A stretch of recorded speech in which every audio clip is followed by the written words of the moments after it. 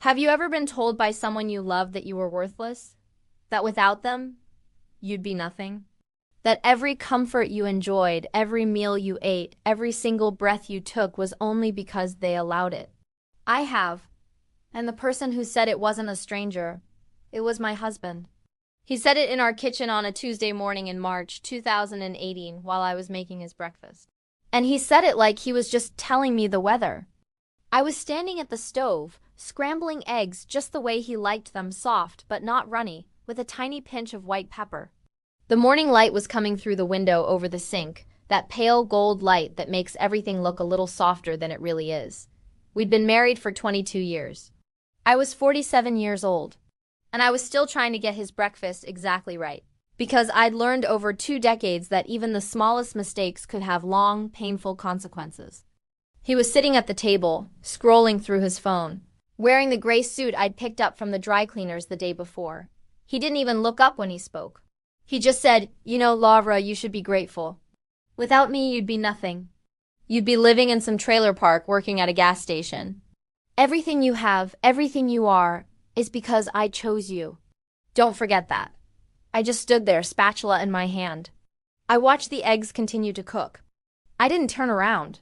I didn't say a word. Because I'd learned that too.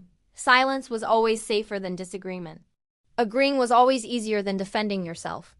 And over time, if you stay quiet long enough, you start to believe the things they say about you. You start to think, maybe they're right. Maybe I am nothing. Maybe I should just be grateful. But that was only the beginning of the end.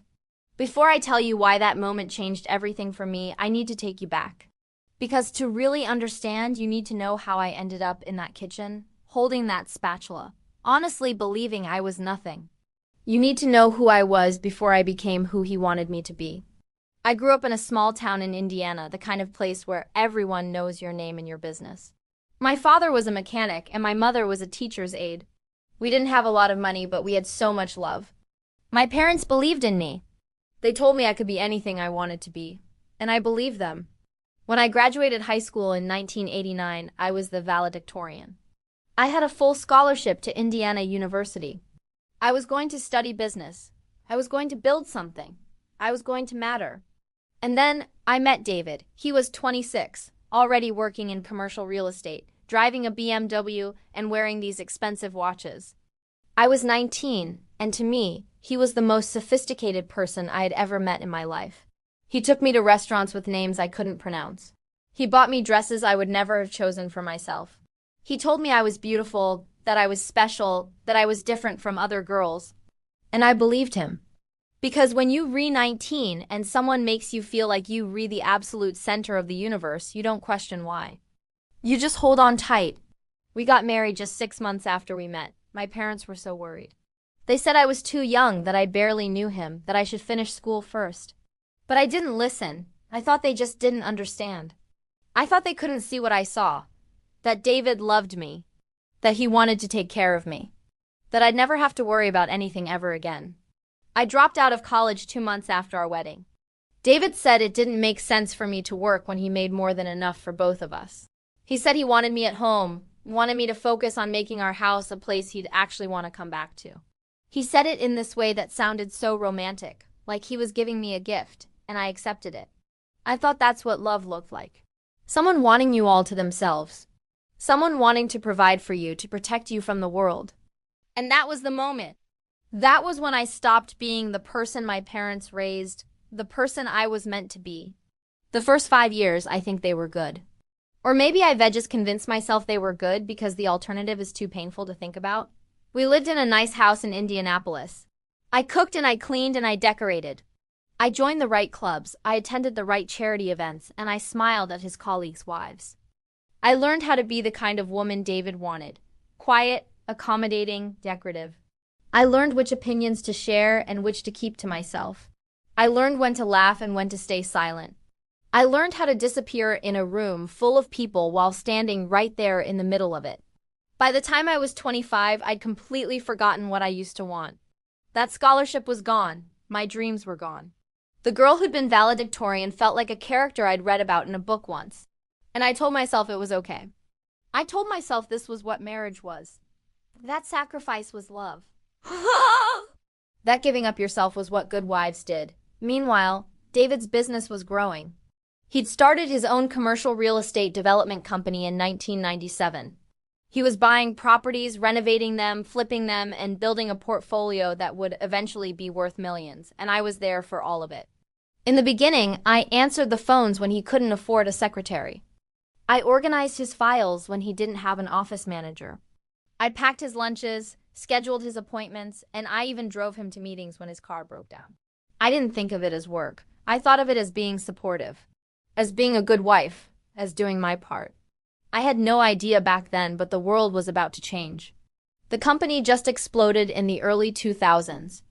David's name was in the business section of the Indianapolis Star. He was giving interviews, winning awards, being photographed at galas and fundraisers.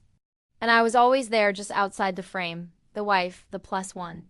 The woman in the nice dress who smiled and said, "I'm so proud of him," when people asked how it felt to be married to such a successful man. Nobody ever asked what I did. Nobody ever asked if I had contributed. Because by then, I'd been erased so completely that even I didn't remember I'd ever existed as anything other than David's wife. Have you ever felt anything like this? That slow, quiet disappearing? That gradual erasure of the person you used to be? It happens so slowly you barely notice it, until one day you look in the mirror and you don't recognize the person looking back. If you felt that, please know you're not alone. So many of us have been there. It's a quiet struggle, but it's real. The story I'm sharing is deeply personal, and it's not easy. But I'm sharing it because I want you to know that it's possible to find yourself again, even after you think you're gone for good. That moment in the kitchen with the eggs and the spatula, it wasn't the end of my story. It was the beginning of my fight back to myself. If this resonates with you, if you've ever felt invisible, stick with me. In my next video, I'm going to tell you exactly what happened after he told me I was nothing, and how I started to prove him wrong. Thank you so much for listening. If this story touched you, please subscribe and hit the notification bell. Your support means the world, and it helps these stories reach others who need to hear them. We'll talk soon. The abuse started so quietly I almost didn't notice. It wasn't physical at first. It was the comments. The small criticisms that felt like paper cuts.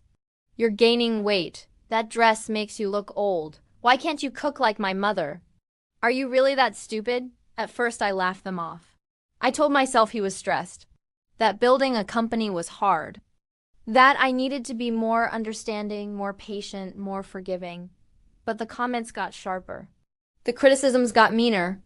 And somewhere around 2005, when I was 34 and we'd been married for 15 years, I realized I was afraid of my own husband. Afraid of saying the wrong thing. Afraid of wearing the wrong outfit. Afraid of existing in a way that might displease him. He never hit me.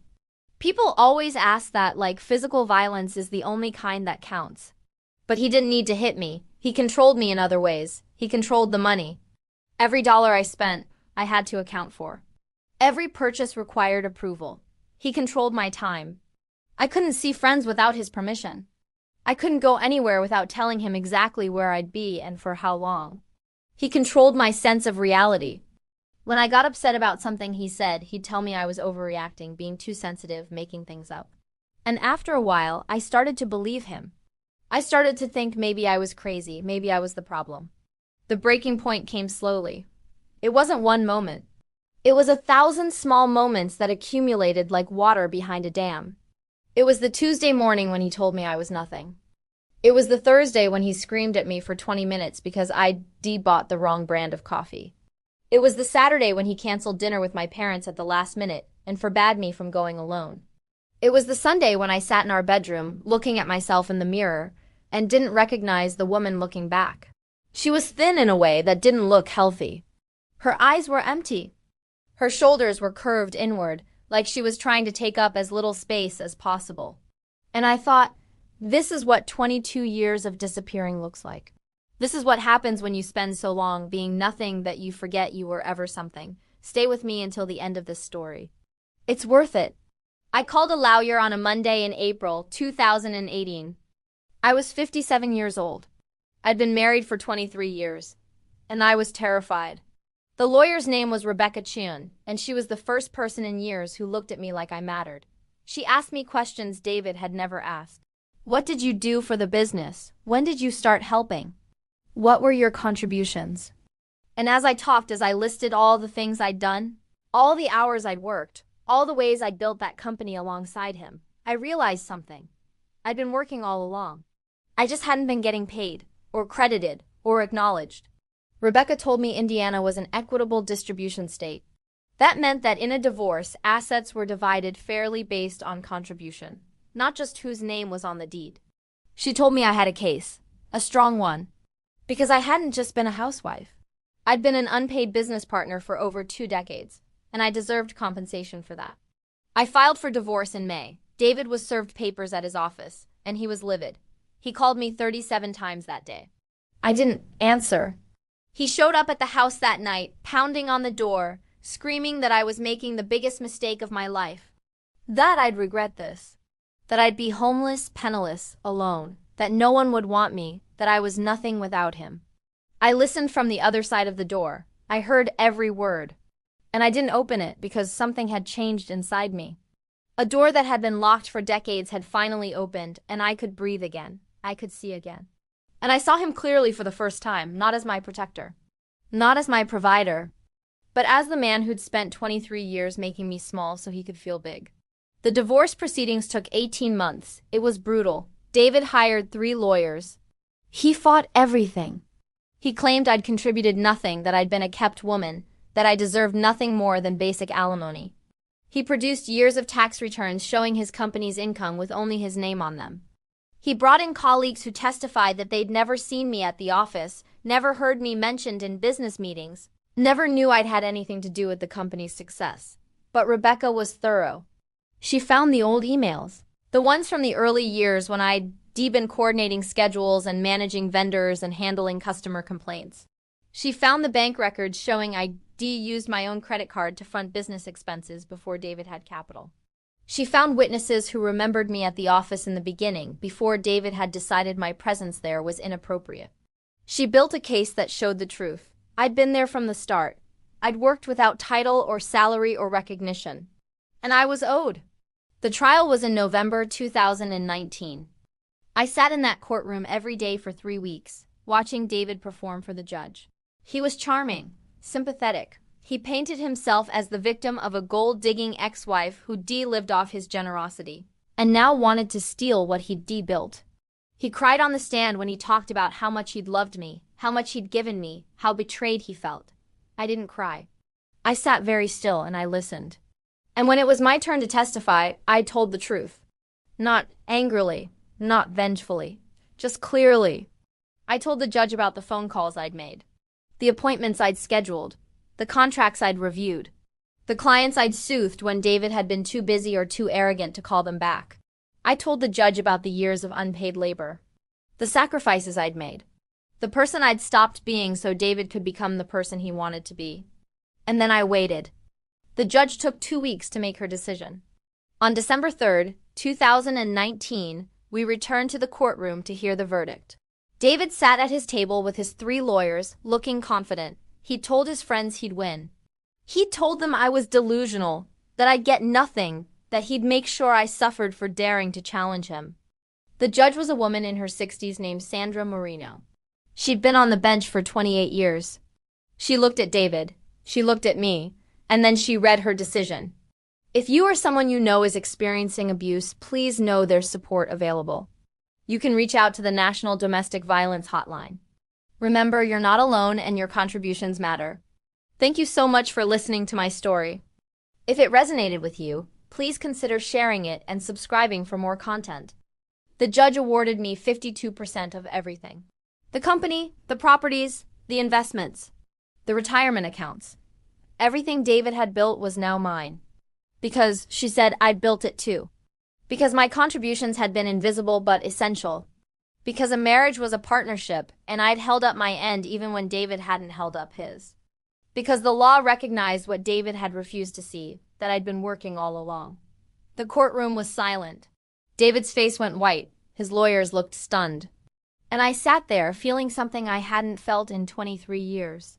I felt seen. I felt valued. I felt real. Share this with someone who would understand. Someone who's ever been made to feel like they didn't matter. Someone who's ever been told their work didn't count because it wasn't paid. David tried to appeal. His lawyers filed motion after motion, but they all failed. In March of 2020, the settlement was finalized. I became the majority owner of a commercial real estate company worth $48 million. The house was mine. The cars were mine. The future I'd been told I didn't deserve was mine. But here's what surprised me. I didn't feel triumphant. I didn't feel like I'd won some war. I just felt tired. Tired of fighting. Tired of proving. Tired of existing in relation to a man who'd never seen me as fully human. What I felt most was relief. Relief that it was over. Relief that I could finally breathe without permission. Relief that I could start building a life that was mine, not because someone allowed it, but because I claimed it. I sold the company 6 months later. I didn't want to run it. I didn't want to spend my life managing something that would always remind me of the years I'd lost. I sold it for $63 million, and I took that money and I built something new. I started a foundation that helps women leaving abusive relationships. Women who have no money, no resources, no place to go. Women who've been told they're nothing. I help them see what I finally saw. That they're everything. That their worth was never contingent on someone else's recognition. That they were always enough. I'm 54 now. I live alone in a small house by the lake, and it's the first time in my adult life that I've chosen where I live, how I live, who I let into my space. I don't date. I don't need to. I spent so many years being defined by my relationship to a man that I'm finding joy in being defined by nothing except my own choices. David is still in Indianapolis. He works for someone else now, managing properties, trying to rebuild what he lost. We don't speak. I don't hate him. I don't love him. I simply don't think about him much anymore. And that, I've learned, is the truest form of freedom. Not rage, not revenge, just indifference. Just moving on. People ask me sometimes if I regret the years I lost. If I wish I'd left sooner. And I tell them no. Not because those years weren't painful. Not because I don't wish things had been different. But because those years taught me something I couldn't have learned any other way. They taught me what I'm made of. They taught me that I could survive the worst version of love and come out whole. They taught me that I was never nothing. I was just silenced, and there's a difference. Truth does not shout. It simply waits to be heard. I think about the girl I was at 19. The valedictorian with the scholarship and the dreams. I think about what she would say if she could see me now. And I think she'd be proud, not of the money, not of the settlement, but of the fact that I found my way back to her. That I remembered who I was before someone told me who to be. That I learned that you can spend decades being told you worthless and still discover your worth waiting. Patiently underneath, like a seed that never stopped being capable of growing. This isn't a story about revenge. It's not even a story about justice, not really. It's a story about reclamation. About taking back what was always yours. Your voice, your value. Your right to exist without apologizing for taking up space. And it's just a reminder that the people who tell you you nothing are often the ones who need you to believe it most. Because if you ever realized your worth, their entire world would fall apart. Respect does not erase the past. It simply teaches us how to breathe again. If stories like this remind you what dignity feels like, subscribe. You belong here. And don't miss the next story. It is something truly unforgettable.